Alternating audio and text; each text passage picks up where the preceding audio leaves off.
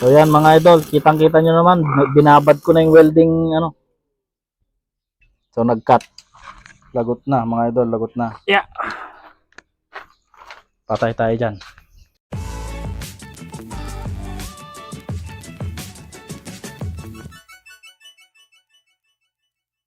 Hello, what's up mga idol? So welcome na naman po sa ating panibagong video. Ngayong araw, so medyo natagalan naman tayo nakagawa ng video mga idol, no, dahil medyo busy naman po ang idol nyo. So pasensya na po. Okay, so gaya nga ng nasa title mga idol, kakayanin ba ng setup natin ng 3 kilowatt at saka 60 amperes na merong dalawang 450 watts na panel at saka 90 Ah na 24 volt setup. So kakayanin ba ng setup natin na mapagana or mapaandar or magamit yung ating welding machine? Yan, marami kasing nagtatanong sa atin mga idol, maraming nag-PPM sa atin kung kakayanin ba ng ganitong klaseng setup ang magpaandar or magamit ang welding machine na maayos dito sa ganitong klaseng setup. So dito sa video natin ngayon mga idol, antabayanan nyo, susubukan natin kung kakayanin ba ng setup natin na magpaandar ng welding machine or magamit ng maayos. Okay, so siya nga pala mga idol, sa mga hindi pa po nakasubscribe or nakafollow sa ating Facebook at sa ating YouTube YouTube channel, sorry. Please subscribe mga idol at click the notification bell para lagi kayong updated sa ating mga bagong videos mga idol, no? So sa ating Facebook channel mga idol, please follow. Ito yung ating Facebook channel, Facebook page. Ayan. So follow niyo na rin mga idol. Dito nagkakaroon tayo ng mga kulitan at saka post ng mga DIY. So follow niyo lang mga idol, no? Okay, so tara na, subukan natin mga idol kung kakayanin ba ng ating setup na magamit ng maayos yung welding machine na 250 ampere. So ito yun mga idol, yung setup natin na 24 volt system or 24 volt setup, sorry. Ito hiwalay ito yung 12 volts natin. So ito lang. Yan, ito lang. Ayan, hanggang dito. Kasi pasensya na kayo at medyo makalat. So tara, subukan natin. So ito yung gagamitin nating welding machine. Ito yung ginagamit ko dito sa bahay sa aking mga DIY na projects, na mga maliliit na projects. Ayan. So hindi ko na ni-review ito kasi matagal na to mga idol, no. Ayan. So ito ay Inco na welding machine na merong 250 amperes. Ayan. Ayan siya mga idol. So ito ang ipang-testing natin. So dito mga idol, sa totoo lang medyo kabado ako sa i-experiment ko, no. Gagawin natin, pero syempre para sa kaalaman ng lahat to, para sa idea ng lahat, kasi maraming nagtatanong, no. So pagbibigyan natin sila para naman sa papanatag ng lahat mga idol, no. Ito, dali lang. Ito, ayan, yung ating welding machine. So madalas ko rin itong ginagamit kapag meron tayong mga ginagawa. Kagaya nitong table natin, ayan. Yan, ginawa ko lang yan gamit dito. Pero hindi ko pa po talaga sinubukan sa solar mga idol, no. Ngayon pa lang, talaga lang, para sa inyo lang mga idol. So susubukan natin. So tara. Papunta muna tayo dito. Tabi ng ating pump kasi dito tayo gagawa.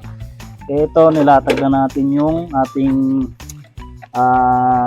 royal cord na extension. So, ayan, pumunta na yan dito sa ating setup. So, isasaksak na natin yan dyan. Oops, yan. Ayan. Ngayon yung ating camera. So, dahil one man power tayo, one man army. Okay. So, set up muna natin. Okay. Ayan. So, itututok lang muna natin dito sa ating ayan. Dito sa ating watt meter. Ito, tututok muna natin dyan para makita ng ating camera. So ito yung ating wire mga idol. Ayan. So malinis na malinis. So ayan, oh, walang putol yan, ha. Baka sabihin nyo, minekos-mekos ko kayo, ha. Ayan, oh. Okay. So itong ating camera ay nakaantabay lang dito. Ayan, nakatutok lang para makita nya. Pagka dumidit-dit tayo ng welding machine, makikita natin kung ilan yung palo ng ating, kung ilang watts. Okay, so gagamit tayo dito mga idol ng itong pinaka gusto ko kasi hindi gaanong mausok to. Ito, Nihon weld. Ayan, oh. Nihon weld na 6013 at 1.6 mm yung kapal niya. Oops, yan.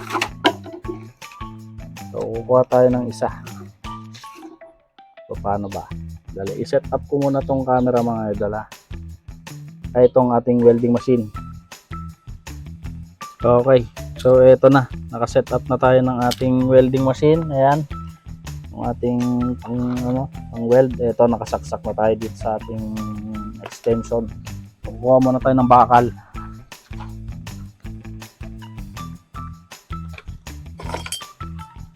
So, testing lang naman tayo eh. Kung kakayanin niya eh. So, kinakabahan talaga ako dito mga idol, no? Promise. Pero, syempre, para sa ano to, ano tawag doon? Kaalaman ng lahat. Kung kakayanin ba ng ating setup na paganahin tong ating welding machine na Inco. Uy, Inco, baka naman. Oh, ayan oh, Inco. Inco lover din kasi ako mga idol. Ayan, Inco. So, i-on na lang natin. Okay. Mamaya, off muna natin. I-off muna natin. Punta muna tayo doon sa loob at i-on natin yung camera, mga idol, no? So, hindi ko ikakat ito. Dito banda, hindi ko ikakat ito, mga idol. Para maano nyo na wala tayong wala tayong daya. Sabi nyo, mekos ni idol. Okay, so i-play na natin. Oops, sorry, camera. Ayan, so i-play na natin. Ayan. So ayan yung ating extension mga idol. Nakasaksak yan. Saksak yan dun sa labas. Ayan o, buo yan. Punta dun sa labas. Okay, so tara na sa labas.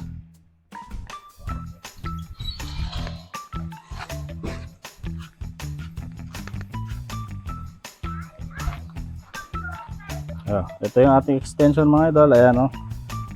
Marami kasing nagtatanong nito mga idol kung kakayanin ba.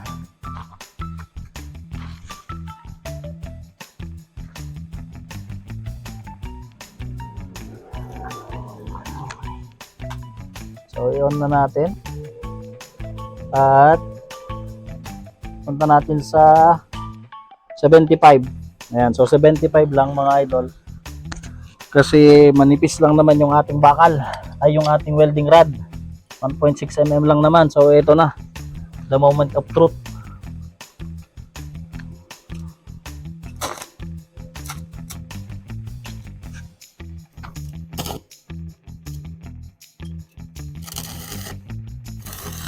So ito na mga idol, nagwe-welding na, no? So sana hindi magano yung ating setup. Pinapa.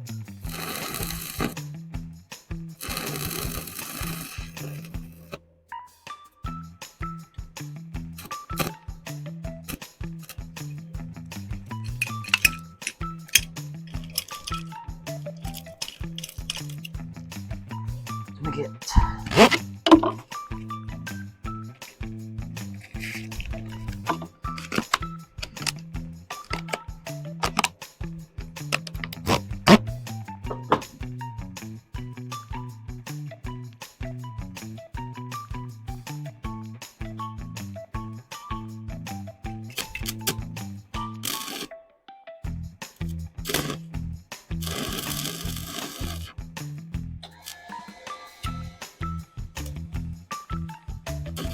Under yung pump mga idol. So naka-solar yan ngayon.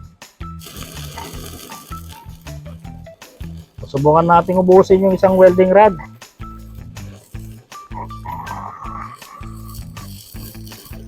Kasama yung pump. Sige. So yan mga idol, kitang-kita nyo naman, binabad ko na yung welding So nag-cut. Yeah. Patay tayo dyan.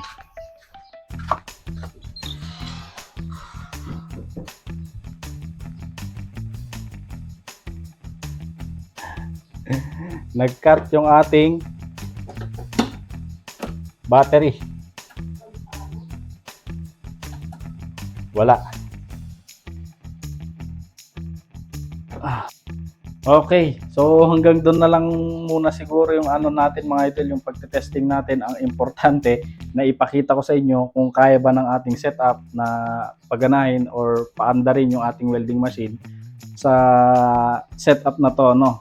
So dito mga idol, ang nangyari dito, pinanood ko yung video sa ating camera dito kanina na nakatutok dito sa ano, sa watt meter natin, at napansin ko nga na hindi yung BMS ang nag-cut mga idol, no. So kundi ang nag-cut ay yung ating breaker dito sa ating battery to inverter. Bakit mga idol, no? So eto, kaya sinasabi ko sa inyo sa ating mga video, napakahalaga mga idol na inaano natin yung mga breaker natin, kino-compute natin. So dito kasi mga idol, yung breaker ko dito is 50 rated 50 amperes lang po yung breaker natin dito, which is hanggang 1,200 watts lang yung capable na dumaan na or dumaloy dito, no. So dahil yung load natin kanina base doon sa reading dito sa ating watt meter is pumalo siya ng 1.7 kilowatt. So napaka or 1.7 1,700 watts or 1.7 kilowatt. So dahil doon mga idol, lumagpas yung rating ng ating breaker at nag-trip, kaya namatay yung ating inverter. At napaka-importante mga idol na kapag ganong kalalaking load yung inyong papaandarin, napaka-importante na kino-compute nyo ng maayos yung inyong mga breaker at saka inyong mga wire, kasi yung pinaandar natin kanina ay yung wire ng inverter natin ay slightly lang naman na medyo uminit. So dapat huwag kayong mag-undersize ng inyong mga wire mga idol, kasi pwede yang uminit or pwedeng pagmulan ng sunog mga idol, no. So kaya napaka-importante ng ating mga tinuturo dito sa ating channel na please lang mga idol, pagka kayo mag-DIY, siguraduhin nyo yung inyong mga wire at saka yung mga circuit breaker, no. So ayun lang naman mga idol, no. Nakita nyo naman, kinaya ng ating setup na paandarin at paganahin ng maayos yung ating welding machine. Yun nga lang, siyempre nag-cut yung ating breaker sa ating battery to inverter. So yun naman yung safety features niya. So pero meron pa tayong isang ano mga idol, no. So dahil yung ating setup,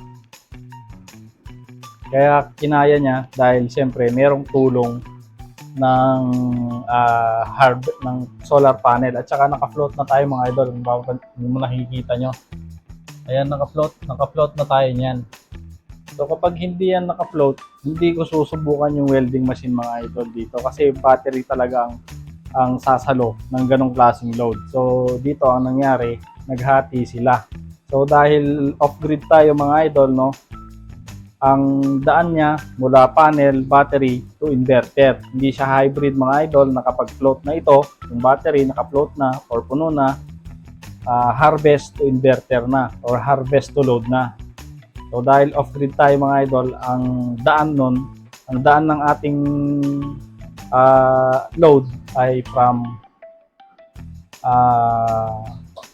harvest ng panel papuntang battery, papuntang load. So kahit full charge na yan yung battery natin, kapag may load tayo, dadaan pa rin yan sa battery to load. Ganun yan kapag mga off-grid setup mga idol, na ganitong klaseng setup. So pagka hybrid, na lang yan, babagtawan na nila si battery, harvest to na yan, to load. So medyo na tayo sa sa topic natin, no. So yun lang. So kinaya naman mga idol. Wala tayong mekos-mekos doon So kinaya ng ating setup. So sa mga ibang video natin mga idol, nandyan lang yan, kalkalin nyo lang yung ating mga tutorial kung ano gusto nyo matutunan. So yun lang mga idol, sana very informative yung ating naging video ngayong araw, at sana meron kayong natutunan sa ating naging experiment sa ating solar, sa ating setup. So sa mga gustong mag-DIY mga idol, nandito lang yan sa ating channel, kalkalin nyo lang yung ating mga videos at siguradong meron kayong matututunan mga idol. So please like and subscribe sa ating YouTube channel mga idol para sa ating mga upcoming videos, para lagi kayong updated mga idol sa ating mga videos. So kitang-kita nyo naman mga idol, yung ating setup na 24 volts na 90 AH. Ayan, 24 volts na 90 AH, 3 kilowatt na solar inverter na 24 volts at SRNE na 60 amperes at dalawang 450 watts na solar panel. Kinaya niya ang welding machine mga idol. So yun lang mga idol, maraming salamat sa pag-antabay sa ating video.